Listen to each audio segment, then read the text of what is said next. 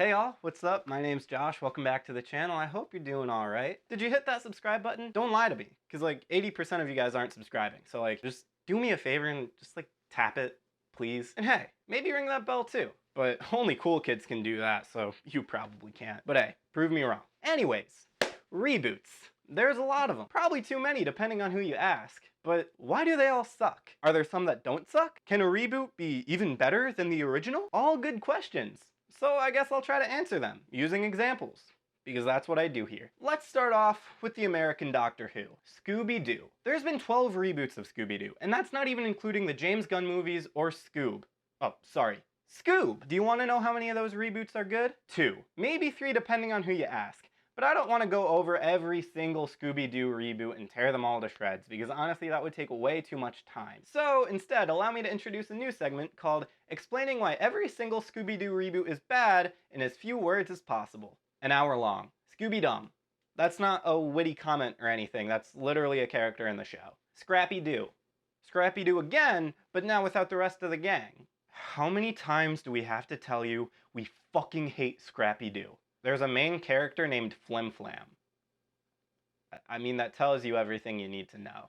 Now they're meddling children instead of meddling kids. It ugly. Oh god, change it back! Guess who cares? Not me.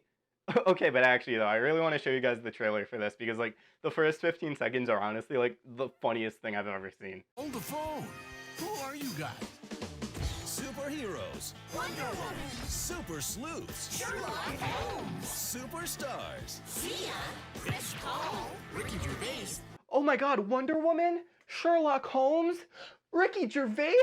Oh my god, they got the guy from Muppets Most Wanted in this show. Hold on, I'm adding Boomerang to my growing list of streaming services. If you're an avid Scooby-Doo fan, you may have noticed that I actually missed 2 shows, and those are What's New Scooby-Doo and Scooby-Doo Mystery Incorporated. That's because they're both actually pretty good. I mean, I'd say What's New is better than Mystery Inc., but I mean, come on, they had Simple Plan sing the intro. Like, dude, that's Canadian Green Day right there, you better show them some respect. Anyways, What's New Scooby-Doo worked so well because it was essentially just a modern Scooby-Doo. Out of all the reboots, What's New is by far the most similar to what made the original so incredible, and honestly so timeless. Because at the end of the day, it's just a bunch of friends solving mysteries with their dog. And even though the show featured a bunch of monsters and ghosts and stuff, it was never actually paranormal. Every single mystery just amounted to some guy in a suit. Not only did this allow for some awesome mysteries, but it kept the show grounded. Instead of having to explain this fantastical lore about why all of these monsters exist, it instead gets to explore how the real monsters are closer than we all think.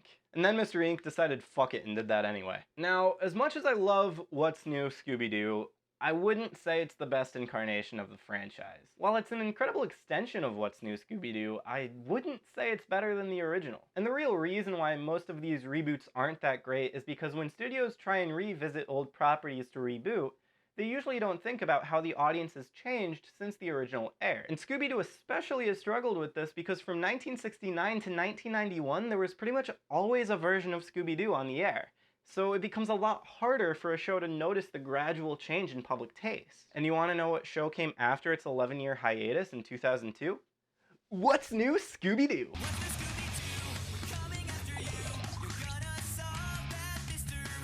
It took over a decade of just not having Scooby-Doo to make Warner Brothers realize what made the franchise work in the first place.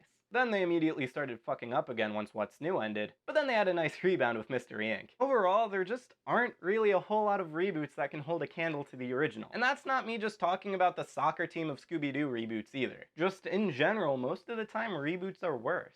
There is one exception though, and the answer might surprise you. Ducktales, baby! Honestly, I'd say the Ducktales reboot is one of my favorite shows of all time. And that's not just because Donald Duck has a bigger role in this one than the original. I mean, it's part of it, but it's not the only reason, I promise. You see, while pretty much every Scooby-Doo reboot feels like it was only able to be made because it's Scooby-Doo, the DuckTales reboot feels like it was only able to be made because Frank Agonis and Matt Youngberg knew exactly how they wanted to bring DuckTales to a modern audience. While they could have just as easily continued the same formula from the original show, where it just follows Scrooge and the nephews going on adventures and looking for treasure, they instead looked at not only what worked about the original show, but also what could be improved. Those improvements include expanded backgrounds for Webby and Mrs. Beakley, bringing my boy Donald Duck back into the cast, and with season 2 even introducing Della Duck for the first time. You see, the DuckTales reboot isn't just a reboot of the original series from the 80s, it's a celebration of the Disney Ducks brand, and the Disney Afternoon cartoon block, and the Donald and Scrooge comics, and pretty much any other piece of media remotely related to Donald Duck and the DuckTales brand. I mean, hell, they had Goofy in an episode, and Rescue Rangers, and the Three Caballeros, and they gave the moon theme from the video game actual canonical significance. I mean, come on, it's so abundantly clear that everyone involved with the show absolutely loves what they're making, and that passion translates so effortlessly to the quality of the show. Now, obviously a big part of that is Disney admittedly letting them get away with a lot, but there is usually quite a bit of pushback. Like, Disney originally said Rescue Rangers was off limits, but then the crew was like, okay, but what if it wasn't? And then they put in that cameo anyway, and Disney was like, fuck, it's good, fine, you can do it. And they did. Well, they already did, so they just didn't change it. So what can other reboots learn from DuckTales? Because a lot of shows don't have the blessing of nearly a century of content to pull from. Well, that's why I wanted to single out Scooby Doo instead of like Magnum PI. Scooby Doo just feels like it's constantly unsure of what it wants to be. Is it just a fun mystery comedy following a bunch of teenagers solving crimes with their dog? Or is it a paranormal detective show following a bunch of teenagers trying to save the world from its imminent destruction? I feel like half the time even the creators aren't really that sure. And there really isn't a single right answer there. It really could be either one, but whatever it decides on, it has to commit to. Maybe Scooby Doo would work best as a CW show like Riverdale. I don't know. I mean, I'll be honest though, now that I said it, I don't hate it. I mean, like, don't do it. It's a bad idea, and, like, please don't touch it. It's way better in my head than it ever would be on screen, but, like,